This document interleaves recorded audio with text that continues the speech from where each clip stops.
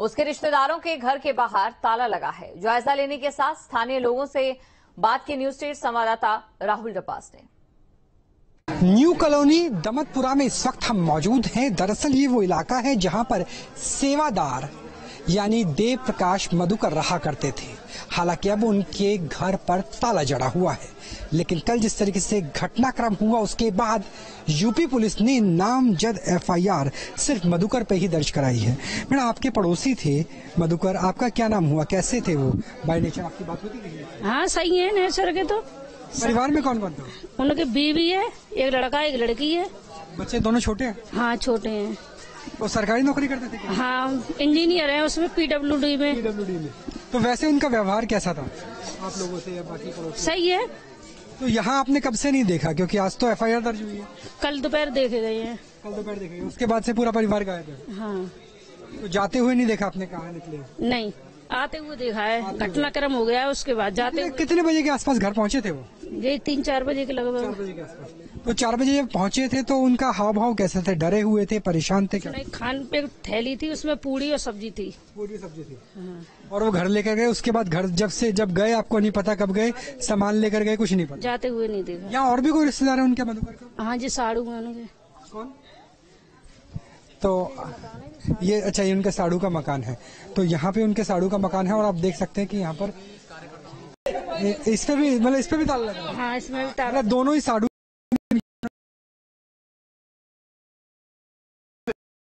मुख्य है, ये उनसे थोड़ा नीचे है।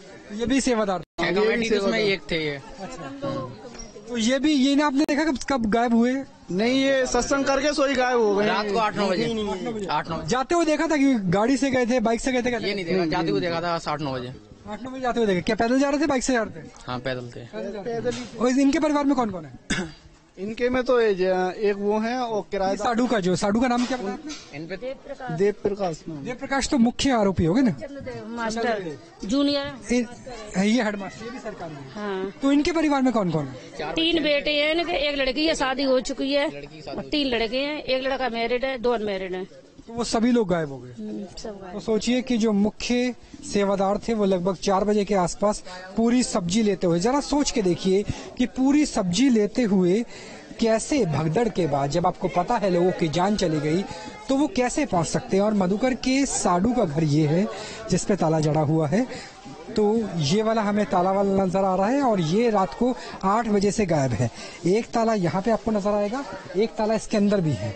तो यहाँ पे 2 ताले लगे हुए हैं और 2 मंजिला ये मकान है। हेडमास्टर बताए जा रहे हैं। ताला लगाते हुए किसी ने देखा? 2 घंटे बाद ही लगा हुआ है, उससे पहले नहीं था। कोई किराएदार थे वो चले जा चुके हैं, अभी किराएदार थे कुछ टाइम पहले। अच्छा, 2 घंटे में ताला लगा? हाँ। ये चंद्रदेव हैं, चंद्रदेव मधुकर, देव प्रताप मधुकर के जो साडू भाई हैं वो यहाँ पे थे, पूरे परिवार के साथ रहते थे। 2 घंटे पहले ताला जड़ दिया गया। किराएदार रहते थे, किराएदार भी यहाँ से गायब हो गए। दरअसल एक सेवादारों की समिति थी 6 लोगों की, जिसमें से मधुकर और उनके साडू भाई दोनों मौजूद थे। और अब जो मधुकर का आवास है वो आपको नजर आएगा, लगभग 3 मंजिल ऊंचा आवास।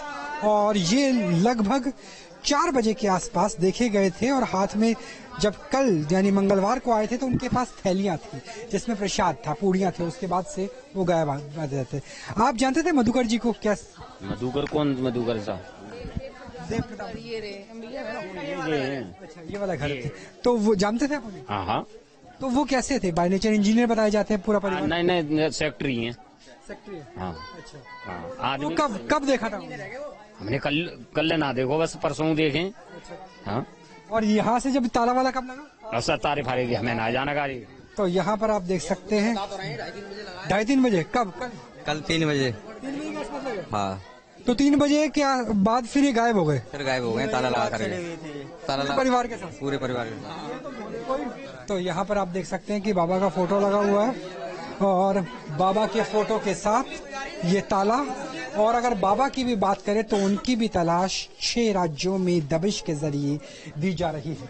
यहाँ पर बाबा का फोटो है, मधुकर का आवास है, यहाँ पे ताला जड़ा हुआ है और कहा जा रहा है कि कल दोपहर के बाद ही वो गायब थे। उनके साडू भाई भी देर रात 8 बजे के आसपास गायब हो गए। तो ये स्थिति हमें नजर आ रही है हमारे ग्राउंड रिपोर्ट पे कि जिनके नाम पर एफआईआर थी अब वो ही फरार हो चुके हैं। कैमरा सहयोगी जयराम के साथ राहुल डबास, न्यूज स्टेट, हाथरस। और चलिए इस खबर पर ताजा अपडेट के लिए चलते हैं। मेरे सहयोगी हिमांशु हाथरस से हमारे साथ जुड़ चुके हैं, धीरेन्द्र अलीगढ़ से हमारे साथ बने हैं। हिमांशु, सबसे पहले आपके पास आना चाहूंगी, आपसे जानना चाहूंगी, देखिए कई घंटे अब बीत चुके हैं, लगभग एक दिन पूरा होने वाला है।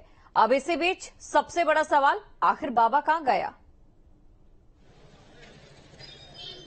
अब बिल्कुल देखिए, सभी को अब तलाश इसी बात की है और जो पुलिस टीमें लगी हुई हैं अलग अलग राज्यों की, वो ढूंढ रही हैं कि बाबा आखिरकार गए तो गए कहाँ। और टीमों का गठन किया गया है, जल्द से जल्द बाबा को अपनी हिरासत में लिया जाए। हालांकि एफआईआर में उनका नाम अब तक भी शामिल नहीं किया गया है। अभी हमारी जो एसपी हैं हाथरस के निपुण अग्रवाल, उनसे बातचीत की है। उनका कहना है कि जल्द ही एफआईआर के अंदर कुछ नामों को शामिल किया जाएगा। हालांकि उन्होंने ये तो नहीं बताया कि वो लोग कौन होंगे, लेकिन इतना जरूर है बाबा के जो सेवादार रहे हैं उनके साथ जो बाउंसर हैं, जो रिपोर्ट एसडीएम ने डीएम को सौंपी है, जिसमें साफ तौर पर ये लिखा गया है कि बाउंसर ब्लैक कलर के जो उनके कमांडो उनके साथ चलते थे, जिन्होंने जनता का रास्ता रोका यानी उनके भक्तों का रास्ता रोका, उनके नाम उसके अंदर ऐड किए जाने हैं। इसके अलावा कुछ और जिन्होंने वहां पर ये जो कथा थी, जो कराई थी, उन लोगों को भी उसमें ऐड किया जाएगा जिन्होंने पूरा का पूरा कार्यक्रम का आयोजन कराया था। तो आयोजकों के नाम भी इस एफआईआर के अंदर ऐड होने बाकी हैं। तो कितने लोगों के नाम इसमें आते हैं ये देखना बेहद दिलचस्प होगा।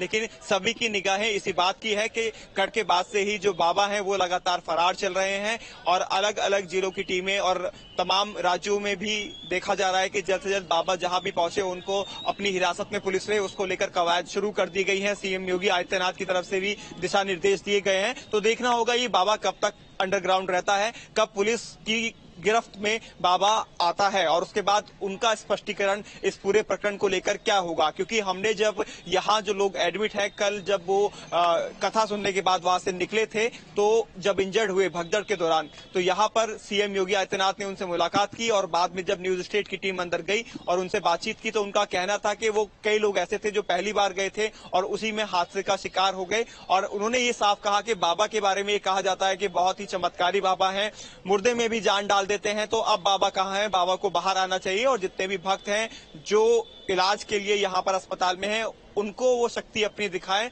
उनको ठीक करके दिखाएं। अगर ऐसा नहीं करते हैं तो उनके ऊपर कार्रवाई होनी चाहिए। यानी कि जो उनके अनुयायी हैं अब वही इसी बात को कहते नजर आ रहे हैं कि बाबा ढोंगी हैं और इस तरह की ढोंगी बाबा पर कार्रवाई होनी चाहिए। क्योंकि अब तक भी वो नहीं आए हैं, मिलने नहीं आए हैं, उनका कोई बयान सामने नहीं आया है, उल्टा वो पुलिस से भाग रहे हैं। लगातार खबरें दिखाई जा रही हैं और बाबा के लिए सवाल उठाए जा रहे हैं कि बाबा आखिर गए तो गए कहाँ।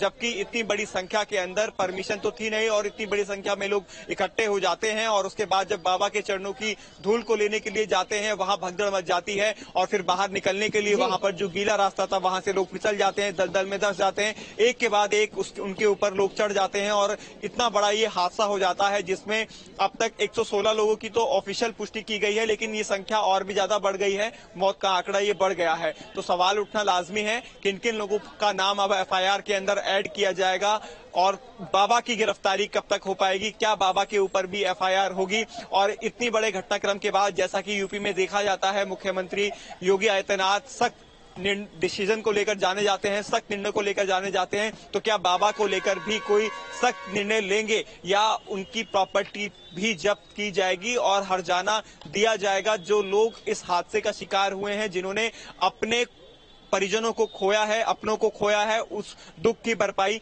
कैसे हो पाएगी। तो ये ऐसे सवाल हैं जिनका जवाब अब तलाशना है और पुलिस के सामने कड़ी चुनौती यही है कि लगातार एक दिन पूरा होने को है और बाबा तब से लगातार फरार है, तो कैसे बाबा तक पहुंचा जाए। हालांकि जितने भी उनके संपर्क में लोग हैं उन तक पहुंचने की लगातार पुलिस कोशिश कर रही है। अलग अलग ठिकानों पर छापेमारी की जा रही है जहां जहां बाबा के होने की संभावनाएं जताई गई है। हिमांशु और धीरेन्द्र के पास चलते हैं, अलीगढ़ से हमारे साथ बने हैं।